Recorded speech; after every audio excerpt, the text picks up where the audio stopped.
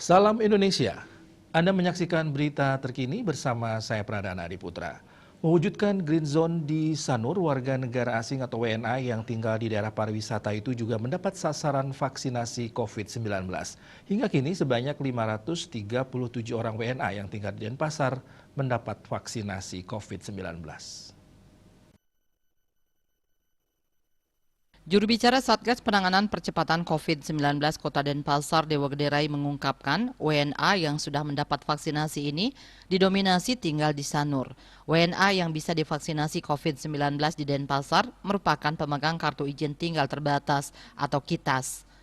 WNA yang divaksinasi dosis pertama sebanyak 537 orang. Sekarang ada beberapa yang sudah mendapat dosis kedua. Kebanyakan mereka yang sudah divaksin ini ikut dalam program vaksinasi serentak di Sanur. Namun ada beberapa wisatawan yang melakukan vaksinasi di fasilitas pelayanan kesehatan yang sudah ditunjuk dan menyediakan layanan vaksinasi COVID-19. Diurai menambahkan WNA ini ikut divaksin agar tidak menjadi penyebar COVID-19. Apalagi mereka tinggal dalam waktu yang cukup lama di Denpasar karena mereka ini banyak yang bekerja di sejumlah lembaga pendidikan, hotel hingga lembaga lainnya. Dalam pelaksanaan vaksinasi, Pemkot juga telah melakukan konsultasi dengan beberapa konsul jenderal atau konjen, seperti konjen Jepang, India maupun Korea Selatan yang ada di Denpasar. Ia menambahkan pelaksanaan vaksinasi WNA ini harus mendapat persetujuan dari negara asalnya demi keselamatan.